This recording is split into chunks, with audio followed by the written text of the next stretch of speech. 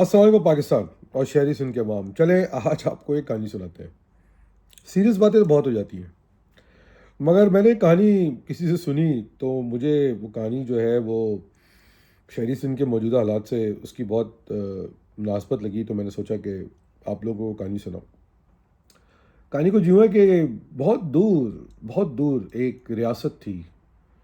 اس ریاست کا ایک بادشاہ تھا۔ اچھا، اب یہ جو نام ہے اتفاقاً سیم نکلے تو میرا قصور نہیں ہے، تو کسی کے ساتھ اگر اس کی مواصلت ہو تو پہلے ہی معذرت تو نہیں، بٹ آپ میرا قصور نہیں ہے۔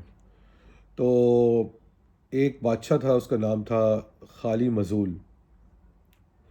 ذل الہی جو تھے ان اپنی حکومت چلانے کی کوشش کرتے تھے، مگر وہ انتہائی نکارہ، نکمے اور فضول قسم کے جو تھے وہ بادشاہ تھے، اور وہ اس ریاست پہ قبضہ کر کے بیٹھے ہوئے تھے۔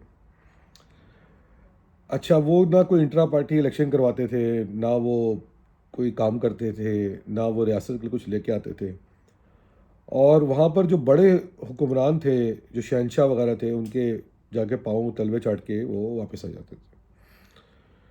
بادشاہ کی ریاست کا کچھ یہ حال تھا کہ نہ وہاں پر پانی آتا تھا، نہ وہاں پہ بجلی آتی تھی، اس زمانے کی بجلی یعنی موم بتیاں وغیرہ، نہ ان کی بھینسوں کو چارہ ملتا تھا، نہ فصلیں صحیح اگتی تھیں، نہ کھلیان سے ہی بنے ہوئے تھے، بس بادشاہ حکومت کر رہے تھے۔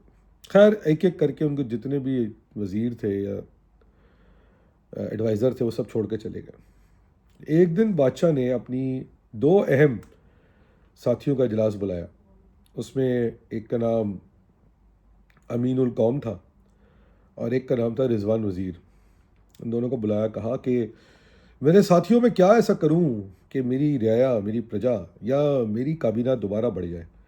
آج میں اس دربار کو اکیلا اکیلا فیل کرتا ہوں۔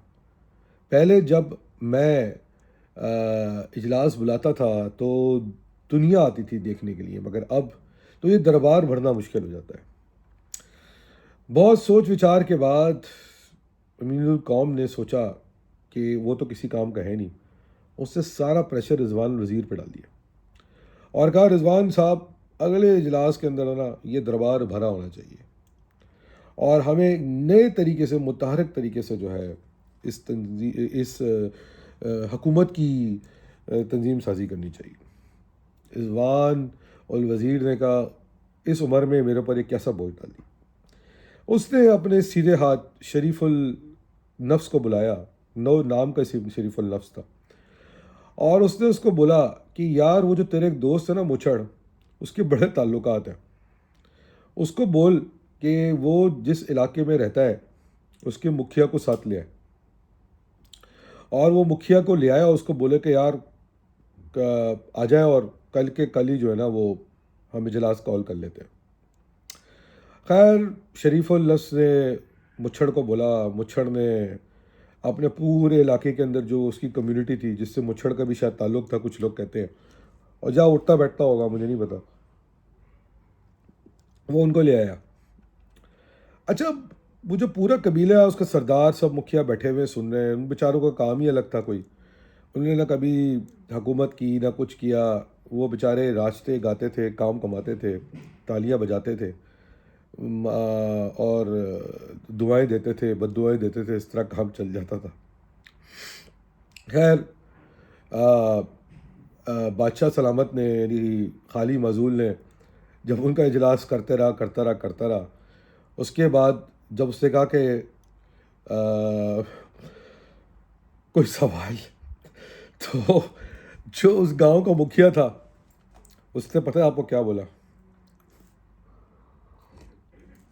اس نے بولا بادشاہ سلامت، اگر معاملات اتنے ہی خراب ہو گئے ہیں کہ آپ کو ہماری ضرورت پڑ گئی ہے آپ کی ملک کی حکومت چلانے کے لیے، تو بہتر ہے کہ آپ استعفیٰ دے کے کہیں اور چلے جائیں اور حکومت بند کر دیں۔ تو